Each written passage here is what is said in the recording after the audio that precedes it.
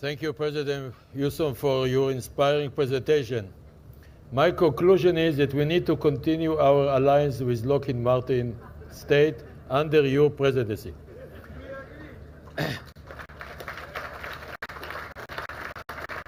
It's really moving. I never forget the end of the F-35, unique power, fifth generation, imagination. Thank you. יש לי הזכות להזמין לבמה את ראש המוסד שהואיל לענות להזמנתנו לחלוק עמנו תמונת המודיעין שהיא הבסיס לביטחון הלאומי, תמונת המצב. קשה לתאר את הביטחון הלאומי של ישראל בלי המוסד וההישג האחרון של הארכיון הסודי ביותר ללא תיאום במיוחד עם האיראנים. the atomic archives from Iran without coordinating it with the Iranians. It just gives another illustration of the capabilities. I'm sure we'll hear more about it. The director of the Mossad is a prominent leader from birth, and his acceptance of this invitation is indeed a vote of honor for us. Yossi Cohen.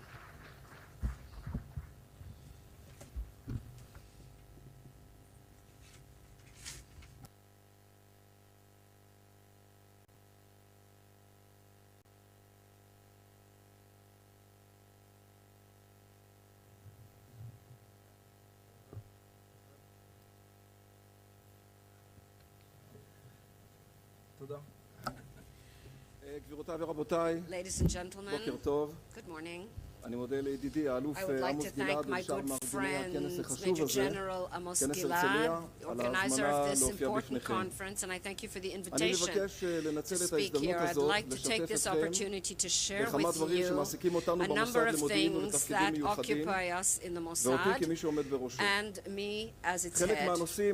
Some of the subjects are subjects in principle, strategic matters that are on a timetable of the state, and some are on the timetable of the organization. Tomorrow at the President's residence, the Israel Security Prize will be awarded to a team of the Mossad that brought the Iranian Atomic Archive to Israel. A few people, 2 women and 4 men, will go up on stage. Their names will not be mentioned, they will not be photographed, but they represent hundreds of our people who were involved in the operation. For many long months, we monitored the efforts of the Iranians to conceal their huge archive, which represents their sum total of knowledge regarding the development of atomic weapons. Our intelligence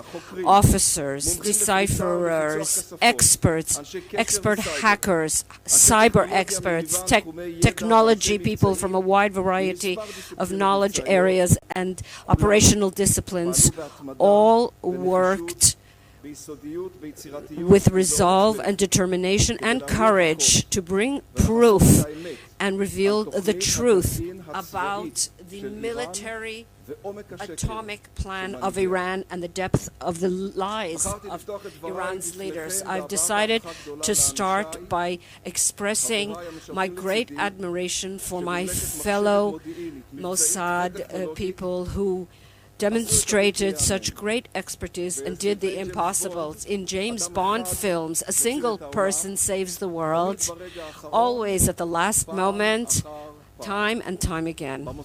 In the Mossad, it is the work of many people, men and women, who work shoulder to shoulder, consistently, over time. At the most tense moment of the operation, after many sleepless nights in the war room in the command room of the Mossad on January 31st, 2018, it was reported to us that in the vaults of the archive there are discs and not just paper files. Although bringing them was a challenge to the operational citizen, we gave orders to bring them too, and we discovered a further treasure trove, including photographs from secret experiments. In all, brought to Israel from the vaults in Iran, 55,000 pages of document and 55,000 files on those CDs, which also included documents, pictures, and videos, which all document the Great Iranian Lie.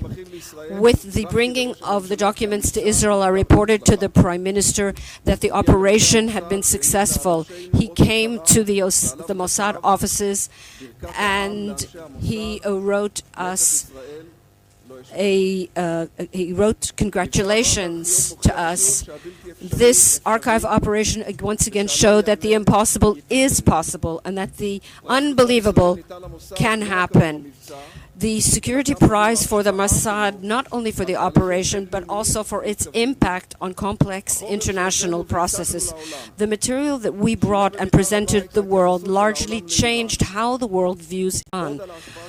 More about the operation and its impact later. This morning, I would like to share with you the assessment of the Mossad regarding the state of the region as of today. When we look at the Middle East and in Israel in the Middle East, we can identify two consistent processes that intersect or that clash. On the one hand, there are the countries of the region that recognize Israel and accept us as a fact and are willing to cooperate out of mutual respect and common interest. With two of these countries, Israel has a peace agreement with Egypt and Jordan. We're talking about agreements that were signed decades ago. They are stable, and I consider them of great strategic importance and value. Additional countries have joined the circle of peace, some under the radar. We don't yet have official peace relations with them, but we already have shared interests, varied collaborations, and open lines of communication. These countries are members of a growing group of serious, responsible countries that aspire to collaboration and cooperation and a realistic and fair resolution to the conflicts in the region. The Mossad's aim is to protect Israel from the dangers of war, but it has another very important role to identify opportunities for peace, and even more so, to initiate moves that can advance peace. Peace is a sublime value, and our efforts, which include daring and the ability to create contact, we harness these for the sake of peace, and we've been doing this for many years. Only recently, the formal ties between Oman and Israel have been renewed officially, and this happened after a long secret process conducted by the Mossad and many, many additional things. I can reveal to you that in order to intensify our abilities in this important role at this time, identifying opportunities for peace and leveraging diplomatic means, we have established an administration that focuses on these matters, and we advance them using all the means at the disposal of the Mossad and beyond it. The Mossad is currently identifying a rare opportunity to protect perhaps the first in the history of the Middle East to reach a regional understanding that will lead to a comprehensive peace plan. The shared interests on the one hand and the fight against rivals such as Iran and the GSIs, the close relations with the White House and the lines of communication with the Kremlin, all of these create a window of opportunity that may be a one-time thing. The role of the Mossad is to be part of this effort and sometimes to lead it. I mentioned that there are countries in the region that aspire to an open and developed Middle East that is not subject to the tyranny of, they are unwilling to accept the bullying behavior of Iran. Iran is leading a process that runs counter to cooperation and dialogue. Iran is pushing in just the opposite direction. For 40 years, it has been aspiring to undermine the Middle East, to obtain a regional hegemony, and to focus its hatred and rivalry on Israel, and to try to destroy us. It's hard to understand what Iran has against Israel. We don't have a shared border. We don't have a territorial conflict. We don't compete over resources. There's no reason why a country 2,000 kilometers away should be in a state of any kind of conflict with us. Sadly, the current situation is the result of radicalization processes which involve a dangerous combination of religion and ultranationalism. These are internal Iranian processes, but Iran cannot be accused of goodwill or good faith. Even when it signed the nuclear deal, which I consider a bad deal, it did not do it out of a desire to change or to mitigate its desire for hegemony. It did it out of constraint because of pressure that was placed on it, especially economic sanctions. In recent weeks, a series of attacks occurred on oil tankers in the Persian Gulf and on airfields in Saudi Arabia and other places. Ships belonging to Norway, Japan, and the United Emirates were attacked. These attacks, although they occurred against different targets in different places, they are a single campaign initiated by a single party. The discussion over who is responsible for these attacks is crucial, but after it, I can say to you with certainty from the best sources of Israeli intelligence that Iran is behind these attacks. They were authorized by the Iranian government, leadership, and the Revolutionary Guards and its various branches. Through these attacks, Iran is trying to say to the world, a world that is afraid of escalation, that if the sanctions are not lifted, it will cause serious damage to the world oil economy. This is an irresponsible Iranian policy that could ignite a fire in the region and will lead to just the opposite. Iran continues to view terror as a legitimate tool. It tries to blur its fingerprints by using proxies throughout the world. The Revolutionary Guards and the Iranian intelligence agency have been active in these areas in the past 3 years, and so the intelligence ministry has been using criminals murdered for opposition members, and also in Turkey, and it's attacked a mujahideen in France during a speech given by Rudolph Giuliani, the former mayor of New York. The attack was prevented by the European security forces, and as a result, the EU imposed special sanctions on the intelligence ministry of Iran. This was headed by this attack was headed by an Iranian diplomat, and they are facing criminal charges in Belgium.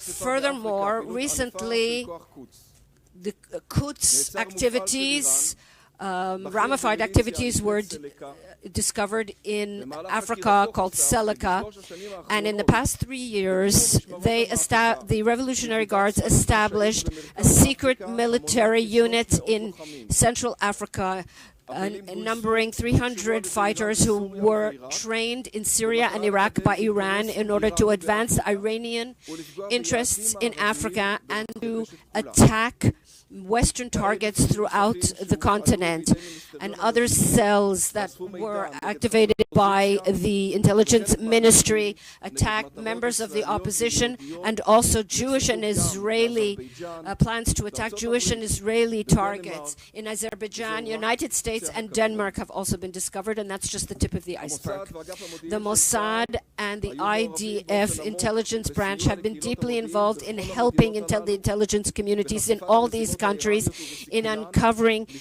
and preventing the Iranian plots to prevent the deaths of innocents. We work shoulder to shoulder with intelligence organizations throughout the world, quietly on a low profile, in order to prevent further attacks. And a word to the wise is enough. The actions of the Iranians in the Persian Gulf, to that should be added something that is even more serious.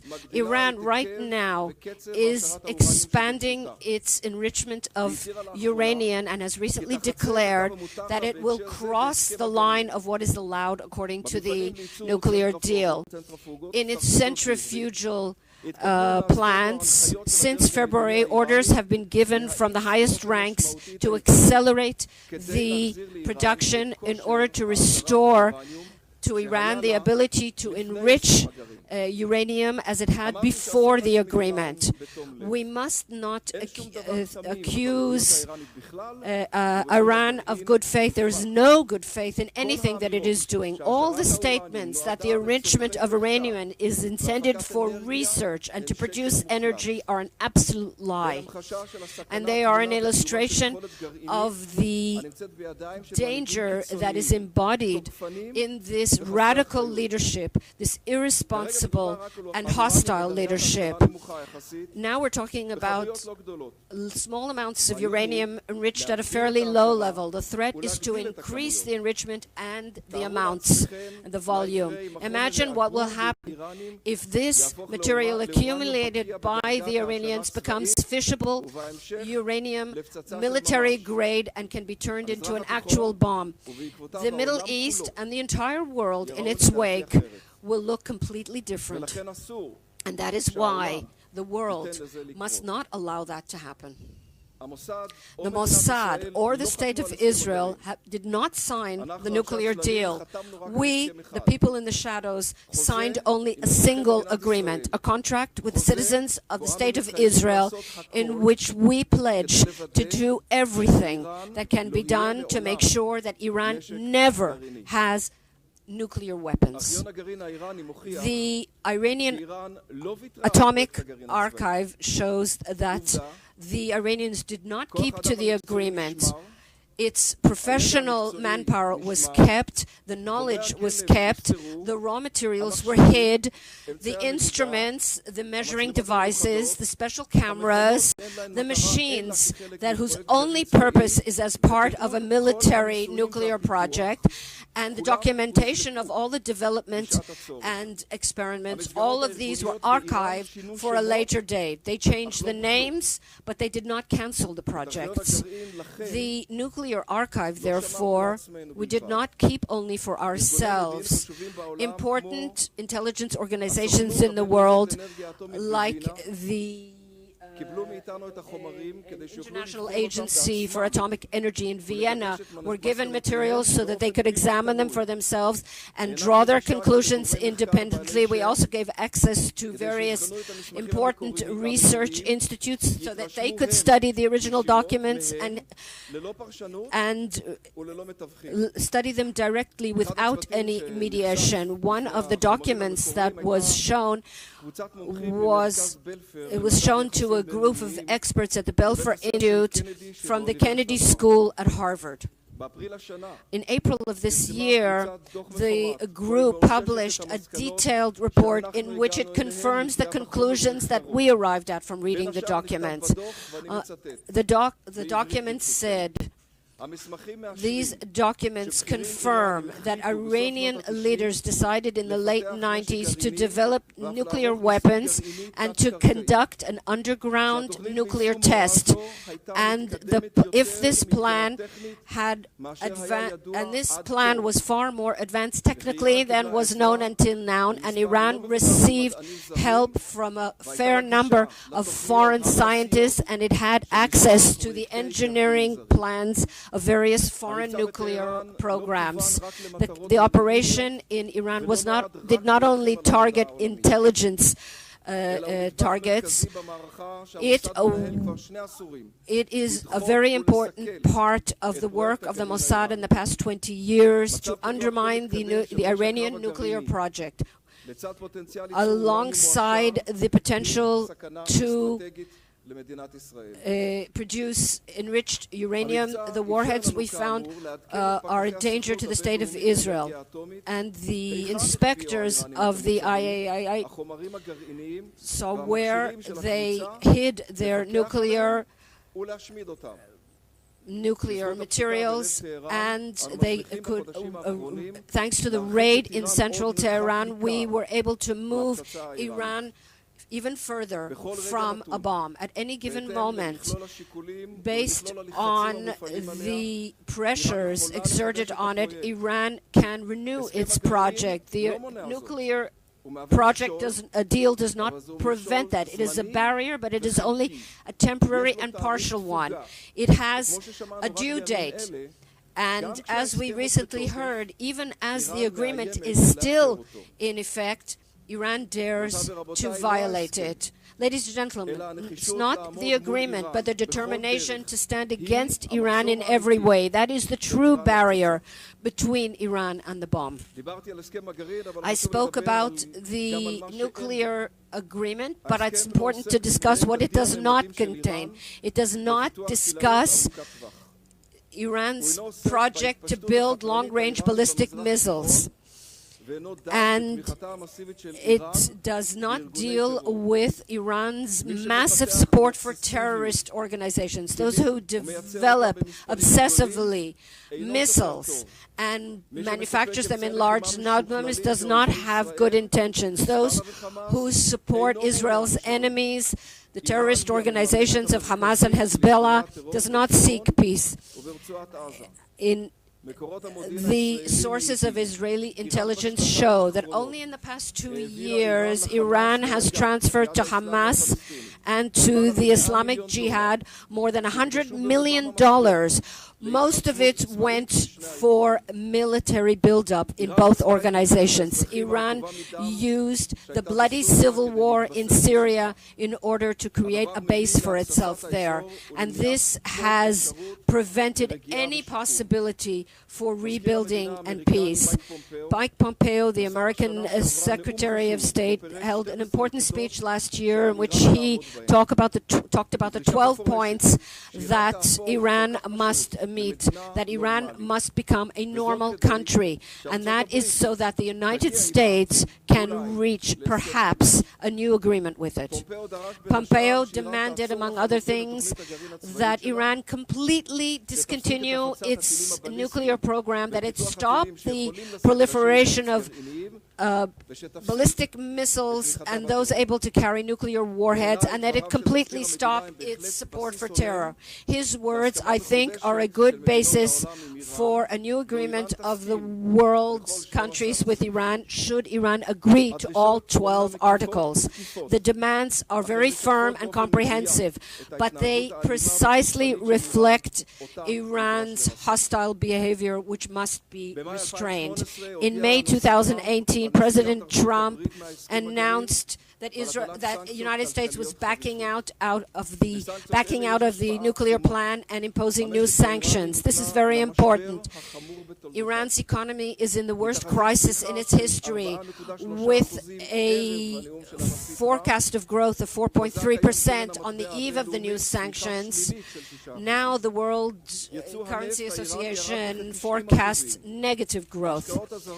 Foreign investments have gone down from 15 billion to zero. The inflation is galloping. Unemployment is up. Workers come to work and are not paid. We have nothing against the Iranian people. Unfortunately, the Iranian people is paying the price of its leaders' hostility and aggression. The change can only come from inside Iran. And a few words about Syria. After long years of a bloody civil war, it appears that Syria is reaching some kind of internal settlement. There too, we have no desire for a conflict with Syria, but we cannot agree for Syria to become an arena for the establishment of Iranian forces that target us. We cannot allow Syria to become a logistic base for the transfer of armaments to Hezbollah in Lebanon. Israel has worked in the past 4 years openly and secretly. Only a small percentage have become known to prevent further establishment of Iranian forces and precision weapons in Syria. Thanks to these determined steps, I believe that the Iranians will ultimately reach the conclusion that it's not worth their while. The Mossad also identifies a change in direction. Iran and Hezbollah, because of what I've just described, now wish to move some of their bases to northern Syria, a place where they believe, wrongly, that we'll have trouble reaching. And at the same time, bases and sophisticated weaponry are being based in bases in the east. I hope that Syria is looking towards rebuilding. I hope that it will continue to be quiet in Lebanon too. Lebanon is a country that has been taken over by a terrorist organization. Iran is sending it huge amounts of missiles and other arms. And it is facing a project of building precision missiles that can hit Israeli targets with great precision. Lebanon is becoming a base to attack Israel for Iran. And at a time of war, Lebanon could be harmed when Israel defends itself. It is important that the government of Lebanon implement its sovereignty to prevent Hezbollah from creating attack weapons in Lebanon. One of the main targets of the Mossad is to minimize Iran's impact and influence and to remove it from the countries of the region. And in the south, the challenge there. In the past years, we have seen a number of rounds of fighting in Gaza. The settlements in the Gaza periphery are under constant attack, and not only them. There are two choices: a continued round of attack, or peace and quiet and economic build-up which Gaza so needs. Hamas can make the right choice.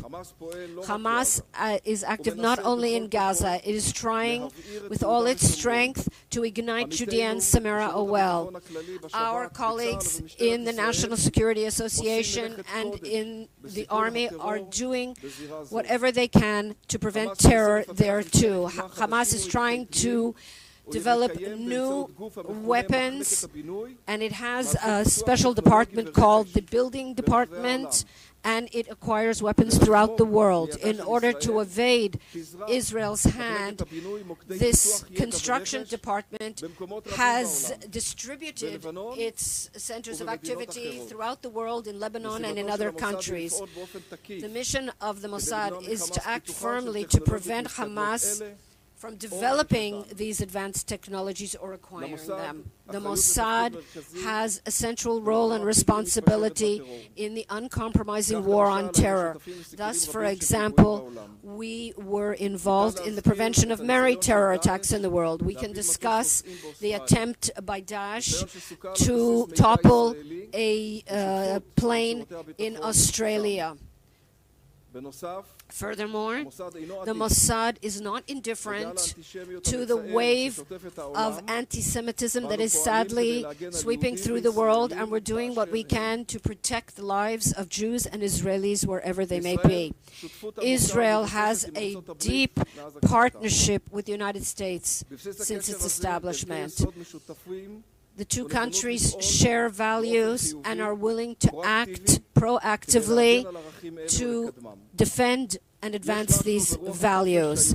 There is something in the spirit of freedom, creativity, and initiative that connect the Israeli people and the American people. This connection is expressed every day in the form of strategic intelligence and military cooperation of a level we have never seen before. Another superpower that is very important in this area is, of course, Russia. In recent years, a special relationship has been created between Israel and Russia, and this enables us to hold a close dialogue on difficult subjects. Happily, even when our interests are not necessarily consistent,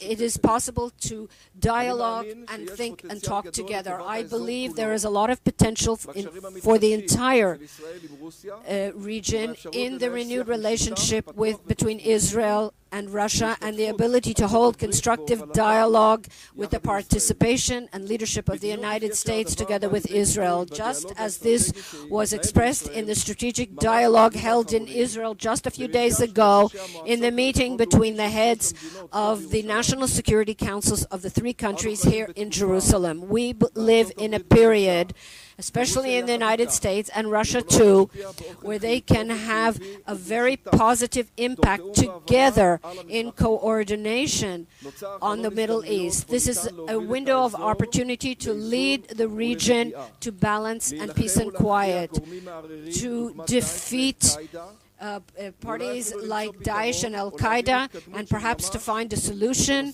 or to move ahead on the Palestinian track. We recently were able to bury Herzliya Baumel of blessed memory, a soldier who was killed in the First Lebanon War 37 years ago. Baumel's remains were brought to Israel with the generous and courageous support of Russia, led by in an effort led by the IDF intelligence division. We aim to bring home all the MIAs from all Israel's conflicts. The Mossad has made a great effort to bring Eli Cohen to a Jewish grave, our man in Damascus. We are doing that because it is our responsibility as a country, as a state, to our fighters. As the Maimonides said, there is no greater commandment than to release captives. The current era is also an era of cooperation in the area of cyber, international cooperation. And we are responsible for protecting Israel from cyber attacks. And the Mossad is part of the effort, and we can cooperate with various parties throughout the world. This cooperation will contribute not only to the development of amazing technologies that take the world to new places of progress and advancement, but also the ability to build systems that can prevent the use of cyber to attack and to use them only for good purposes. A few words about us, those who work in the Mossad. To a certain extent, the Mossad is a microcosmos of Israeli society. Its strength inwardly is dependent on its sensitivity to the values of education, social equality, technological development, no less than the constant development in our operational abilities. I recently read something that drew my attention. Dr. Micha Gutman, in his book, Chazara B'Tshuva, wrote the following: the Jewish prophets had a strategic claim. The strength and resilience of a society depends on its social sensitivity. These prophets of Israel tried to convince the people to change their security doctrine. They claimed that our sensitivity to the widow, to the orphan, to the poor would strengthen the country. Those are very inspiring words. The Mossad reflects those same values: social sensitivity, restriction of power, protection of the weak and those who have no one else to protect them. The strength of the organization are drawn from those very values. Men and women from all parts of Israeli society serve in the Mossad. We work proactively to widen the circles from which Mossad people come, and not only from the center of the country. Our strength lies in our diversity. There is operational logic in that, but even more important, also moral strength. Since its establishment, women have served in the Mossad in all roles and in all professions. We need women today more than ever in every job and at every level. We need women in senior command positions, and in recent years we have been working proactively and in depth so that we will have more women commanders and directors in the organization. The Mossad, we already have women in senior command positions, and it is my hope that in the future we will also see a woman director of the Mossad. Our experience over the years has shown us that units made up of men and women are more successful in fulfilling their complex missions. 40% of those serving in the Mossad are women. 26% of the commanders in the Mossad are women. This is a very high rate, certainly in an operational security organization, but we want even more. At the same time, in the past 2 years, we have started to integrate ultra-Orthodox people in the Mossad. One of our cooperations is with an organization called Pardes. We want to include them in all areas of the organization. In recent years, we have made a special effort to bring in disabled people into the Mossad. There is a clear truth, but sometimes we have trouble seeing it. The fact that a person has a certain disability does not mean that they are disabled in the capabilities that are needed to fulfill their task. For example, a person who has difficulty moving, don't make it difficult for them to think. Emotional difficulties don't make it difficult for them to process knowledge or remember. Sometimes disabled people are better than other people. They have to fight every day. They are heroes every day.